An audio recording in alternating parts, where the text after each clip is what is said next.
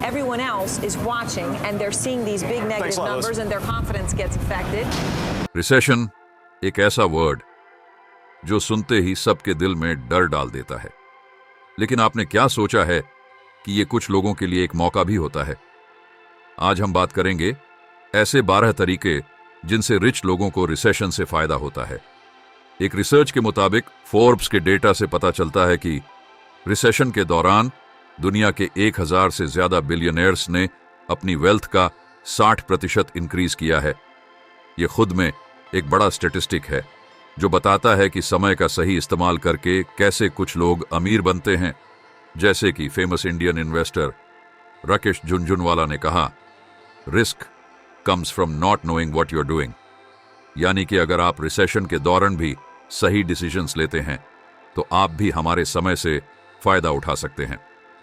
और बात करें रतन टाटा की, तो वो 2008 के रिसेशन के दौरान जब सभी कंपनी अपने बजट पर काम कर रही थी तब उन्हें वापस लाया गया। टाटा मोटर्स के लिए नानो कार को लॉन्च किया।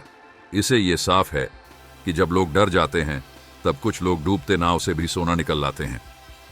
जब रिसेशन आपके दरवाजे पर नॉक करे तो आप क्या करेंगे? क्या आप सिर्फ सोचेंगे या आगे ग्रो करने का प्लान बनाएंगे? ये वो मोमेंट है जब आपको फाइनेंशियल स्ट्रेटजीज के पावरफुल राज जानने की जरूरत है जो आपकी जिंदगी को बदल सकता है। आज के वीडियो में हम देखेंगे कैसे अमीर लोग रिसेशन का कैसे फायदा उठाते हैं और आप कैसे इन टैक्टिक्स को अपने लिए यूज कर सकते हैं। तो रेडी हो जाइए, क्योंकि ये सीक्रेट नॉलेज आपको आपके फाइनेंशियल फ्यूचर में एक नया रास्ता दिखा सकती है। चलिए शुरू करते हैं। Number 1, government bailouts. आप अपने बिजनेस के साथ जितना चाहें उतना स्मार्ट हो सकते हैं और अपने लेवरेज को एज तक पुश कर सकते हैं, क्योंकि जब आप फेल होने ही वाले होते हैं तब गवर्नमेंट आती है और आपको फ्री मनी प्रोवाइड करती है जिससे बस चीजें चलती रहें। यह बात ठीक नहीं लगती, क्योंकि जब आप एक इंडिविजुअल होते हो और बैंक करप्ट के करीब होते हैं तब गवर्नमेंट आपकी मदद नहीं करती। लेकिन हाँ, कंपनीज इकोनॉमी का एक इंपॉर्टेंट पार्ट है। ये हजारों लोगों को जॉब्स देती हैं और अगर ये फेल होती है तो गवर्नमेंट को उसका सामना करना पड़ता है। ये वही हुआ जो 2008 में बैंक्स के साथ था और इस साल एयरलाइंस के साथ भी होने की पॉसिबिलिटी है। रिच लोगों के पास सबसे बड़ा सेफ्टी नेट है। गवर्नमेंट बेलआउट्स में येस बैंक का केस एक परफेक्ट एग्जाम्पल है, जिसमें फाइनेंशियल क्राइसिस के एज पर आई कंपनी को गवर्नमेंट ने बचाया।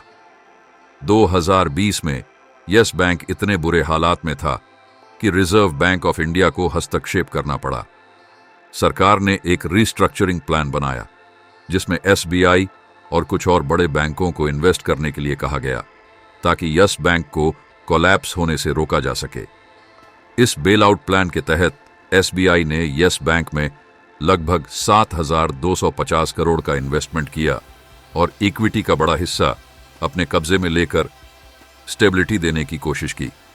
साथ ही येस बैंक के बोर्ड को सस्पेंड करके नए एडमिनिस्ट्रेशन का सेटअप किया गया ताकि बैंक को सही डायरेक्शन में ले जाया जा सके। यह केस सिर्फ इन्वेस्टर्स और डिपॉजिटर्स के लिए नहीं, बल्कि पूरे बैंकिंग सेक्टर में ट्रस्ट बनाए रखने के लिए भी जरूरी था। इससे हमें यह समझ आता है कि बड़े कॉर्पोरेट एंटिटीज के पास एक सेफ्टी नेट होता है, जबकि आम लोगों को फाइनेंशियल स्ट्रगल्स में सेल्फ रिलायंस पर डिपेंड रहना पड़ता है। ऐसे बेल आउट एग्जाम्पल से क्लियर होता है कि रिसेशन के दौरान बड़े बिजनेसेस के पास फाइनेंशियल कुशन होता है जो उन्हें इकोनॉमिक डाउनटर्न से बचाता है, जबकि आम लोगों को अपने रिसोर्सेज पर ही भरोसा करना पड़ता है। Number 2, government bonds. आजकल जो लोग फाइनेंशियल स्ट्रगल में नहीं हैं वो बड़े आराम से left and right government bonds खरीद रहे हैं। असल में गवर्नमेंट बॉन्ड्स गवर्नमेंट का पैसा उधार लेने का तरीका है। वो बिजनेसेस और इंडिविजुअल्स से पैसा रेज करते हैं जिसमें अच्छा रिटर्न मिलता है और रिस्क भी बहुत लो या लगभग ना के बराबर होता है। अमीर लोग ऐसे बॉन्ड्स खरीदते हैं और बदले में गवर्नमेंट उन्हें इंटरेस्ट देती है। इन बॉन्ड्स को काफी सेफ इन्वेस्टमेंट माना जाता है, क्योंकि जब तक गवर्नमेंट कोलैप्स नहीं करती तब तक आपका पैसा और इंटरेस्ट दोनों सेफ रहते हैं। ज्यादातर इकोनॉमिकली एडवांस्ड कंट्रीज के पास ऐसे फाइनेंशियल इंस्ट्रूमेंट्स होते हैं जिनका यूज मार्केट को रेगुलेट करने में होता है। इस तरह के टूल्स से वो बिना नए पैसे प्रिंट किए और करेंसी की वैल्यू डिप्रिशिएट किए इकोनॉमी को बैलेंस में रखते हैं। अब इस कॉन्सेप्ट को और अच्छी तरह समझने के लिए IL&FS क्राइसिस का एग्जाम्पल लेते हैं। 2018 में IL&FS infrastructure leasing and financial services का नाम इंफ्रास्ट्रक्चर और फाइनेंस सेक्टर में एक बड़ा नाम था। ये कंपनी इंडिया के कई बड़े इंफ्रास्ट्रक्चर प्रोजेक्ट्स में एक्टिवली इन्वॉल्व थी और बहुत सारे प्रोजेक्ट्स में उसका पैसा लगा हुआ था। लेकिन फाइनेंशियल मिसमैनेजमेंट और बढ़ते डेट्स की वजह से IL&FS का पूरा फाइनेंशियल स्ट्रक्चर हिल गया। IL&FS के पास कई गवर्नमेंट बॉन्ड्स और अन्य फाइनेंशियल इंस्ट्रूमेंट्स में इन्वेस्टमेंट था, लेकिन उनके पास कैश फ्लो की कमी थी और ऊपर से हाई इंटरेस्ट पेमेंट्स ने कंपनी को एक डेट ट्रैप में फंसा दिया। देखते ही देखते हालात इतने बिगड़ गए कि कंपनी के कोलैप्स होने की नौबत आ गई। जब यह क्राइसिस गहराने लगा तो गवर्नमेंट ने इसमें हस्तक्षेप किया। RBI और सरकार ने मिलकर एक बेलआउट प्लान बनाया, जिसमें नए बोर्ड मेंबर्स को नियुक्त किया गया और एक रिस्ट्रक्चरिंग प्रोसेस शुरू किया ताकि IL&FS के वैल्यूएबल एसेट्स को धीरे धीरे सेल करके डेट्स क्लियर किए जा सकें। इस बेलआउट ने न सिर्फ IL&FS को बचाया, बल्कि उस समय की इकोनॉमी को भी एक बड़ा झटका लगने से रोका। IL&FS का ये एग्जाम्पल हमें सिखाता है कि सरकारी बॉन्ड्स और फाइनेंशियल सिक्योरिटीज एक सिक्योर इन्वेस्टमेंट हैं, लेकिन कभी कभी बड़े बिजनेसेस के मिसमैनेजमेंट से ये भी रिस्क में आ सकते हैं। इससे ये भी समझ आता है कि बड़े बिजनेसेस के पास फाइनेंशियल कुशन होता है, जबकि आम लोगों को फाइनेंशियल स्ट्रगल्स में सिर्फ आत्मनिर्भरता पर ही डिपेंड करना पड़ता है। नंबर 3, डंपिंग और शॉर्टिंग स्टॉक बिफोर हेड्स। आमतौर पर रिच लोग मार्केट पर नजर रखते हैं। ये लोग 3 कदम आगे सोचते हैं और खुद को सही पोजीशन में रखते हैं ताकि जो होने वाला है उसका फायदा उठा सकें। जब चाइना में कोरोना वायरस आया और वो दुनिया में फैलने लगा तो कई अल्ट्रा वेल्थी इंडिविजुअल्स ने इस पर तुरंत ध्यान दिया और उन स्टॉक्स को बेचना स्टार्ट कर दिया जो वायरस से सबसे ज्यादा प्रभावित होने वाले थे। इसके साथ ही मार्केट को शॉर्ट करना शुरू किया। शॉर्ट सेलर्स ने कोरोना वायरस सेल ऑफ के दौरान $50 अरब से ज्यादा कमाए। इस दौरान कई इन्वेस्टर्स ने अपनी पोर्टफोलियो को रिस्क से बचाने के लिए तेजी से कदम उठाए। एक एग्जाम्पल NR नारायण मूर्ति का है, जो इन्फोसिस के को-फाउंडर हैं। उन्होंने मार्केट की सिचुएशन का सही अनुमान लगाया और अपने इन्वेस्टमेंट्स को रीऑर्गेनाइज किया। जब अन्य इन्वेस्टर्स घबराए हुए थे, तब उन्होंने उन कंपनीज में इन्वेस्ट करने का डिसीजन लिया जो पेंडेमिक के दौरान मजबूत बनी रहीं, जैसे कि टेक्नोलॉजी और हेल्थ केयर फील्ड में। उनका यह डिसीजन उन्हें बिलियंस का बेनिफिट दिलाने में सफल रहा। लेकिन यह केवल अमीर लोगों के लिए ही नहीं है। कॉमन मैन भी इस तरह की अपॉर्चुनिटीज से लाभ उठा सकते हैं। सबसे पहले आपको मार्केट के ट्रेंड्स और इवेंट्स पर नजर रखनी चाहिए। रेगुलर बेसिस पर फाइनेंशियल न्यूज पढ़ें और मार्केट की एक्टिविटीज को समझें। इसके साथ ही अपने रिसर्च पर आधारित इन्वेस्टमेंट्स करने का प्रयास करें। आप म्यूचुअल फंड्स या एक्सचेंज ट्रेडेड फंड्स ETF में भी इन्वेस्ट कर सकते हैं, जो वैरायटी प्रोवाइड करते हैं और रिस्क को कम करते हैं। अंत में अपने इन्वेस्टमेंट के एम्स को तय करें और लॉन्ग टर्म के लिए प्लान बनाएं। जैसे NR नरेंद्र मूर्ति ने क्राइसिस के समय सही डिसीजंस लिए, वैसा ही आम लोग भी अपने रिसर्च और पेशेंस का यूज करके अपने फाइनेंशियल गोल्स को हासिल कर सकते हैं। राइट नॉलेज और राइट टाइम पर डिसीजन लेने से आपको भी फ्यूचर में बड़ा लाभ हो सकता है। Number 4, buying stocks at the bottom. जब दुनिया स्ट्रेस्ड होती है और पैनिक फैलता है, तब अमीर लोग शांति से शॉपिंग करने निकलते हैं, लेकिन टॉयलेट पेपर खरीदने के बजाय ये लोग बड़ी कंपनी के शेयर्स को डिस्काउंट पर खरीदते हैं। इनफैक्ट रिसेशन अमीरों के लिए ब्लैक फ्राइडे की तरह होता है, एक ऐसा मौका जहां वे अपॉर्चुनिटीज को पहचान कर प्रॉफिट कमा सकते हैं।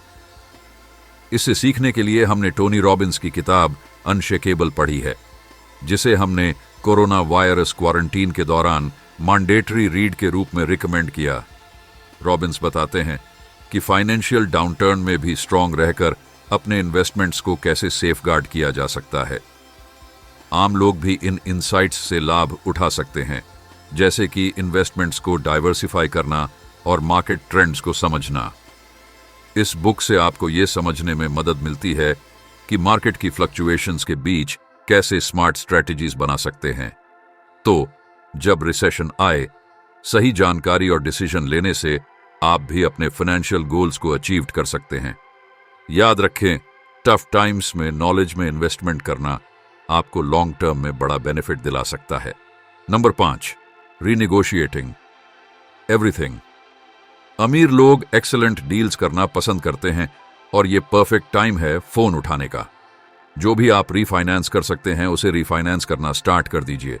बिजनेसेस इतने डेस्परेट होते हैं कि अपने इंपॉर्टेंट क्लाइंट्स को बनाए रखने के लिए वे उन टर्म्स पर भी मान जाते हैं जो यूजुअली नहीं मानते। बस एक फोन उठाकर और रीनेगोशिएट करके रिच लोग न केवल अपने रिटर्न्स को बढ़ा रहे हैं, बल्कि इस लिस्ट पर और भी एक्सपेंसेस के लिए पैसे को फ्री कर रहे हैं।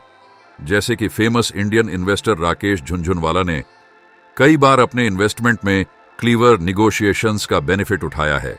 उन्होंने हमेशा ये समझा है कि मार्केट में कब और कैसे अपने टर्म्स पर बातचीत करनी है। एग्जाम्पल के लिए, जब उन्होंने टाइटन कंपनी में इन्वेस्ट किया तो उन्होंने समझदारी से सही टाइम पर खरीदारी की और अपने निवेश को मैक्सिमाइज किया। अब क्वेश्चन है, कॉमन मैन इसका कैसे यूज कर सकते हैं? फर्स्ट ऑफ ऑल, अपने सभी फाइनेंशियल एग्रीमेंट्स जैसे कि लोन्स, क्रेडिट कार्ड्स या इंश्योरेंस पॉलिसीज की एक लिस्ट बनाएं। उसके बाद उन सभी कंपनी से कांटेक्ट करें और रिनेगोशिएशन के लिए बात करें। कई बार आपके पास कुछ टर्म्स को बेहतर बनाने का मौका होता है। याद रखें, नेगोशिएशन एक स्किल है और इसे बेहतर करने के लिए आपको प्रैक्टिस की जरूरत है। इसीलिए जब आप अगली बार कोई बड़ी फाइनेंशियल कमिटमेंट करें तो इसे नेगोशिएशन का मौका समझें। यह केवल अमीरों के लिए नहीं है, आप भी अपने फाइनेंशियल गोल्स को अचीव कर सकते हैं, बस थोड़ी हिम्मत और स्मार्ट स्ट्रेटजीज के साथ। नंबर 6, दिवालिया। कंपनी को खरीदना सोचिए।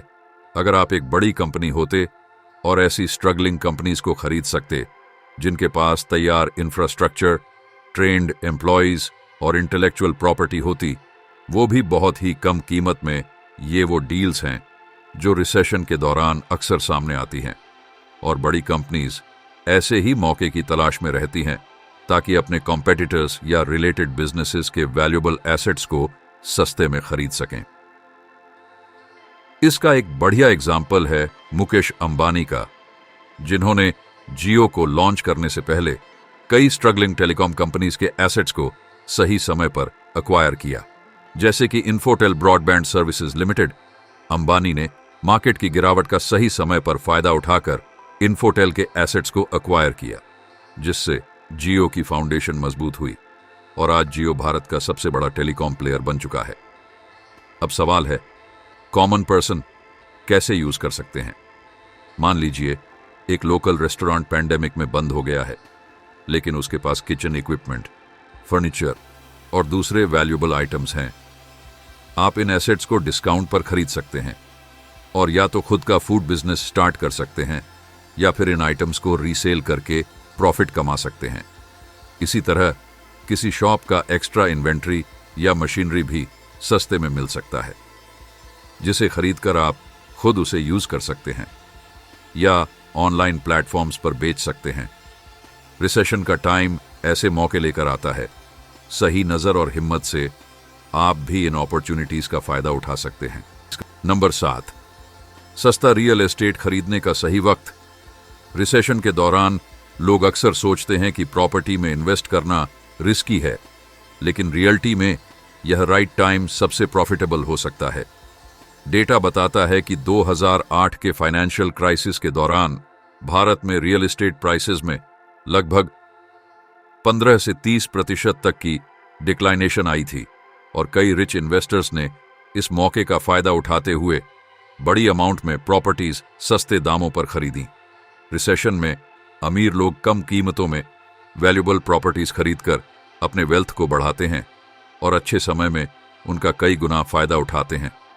लोग सोचते हैं कि रिसेशन में प्रॉपर्टी खरीदना घाटे का सौदा है, लेकिन असल में यही वो वक्त है जब सही नजर और हिम्मत से लॉन्ग टर्म वेल्थ बना सकते हैं।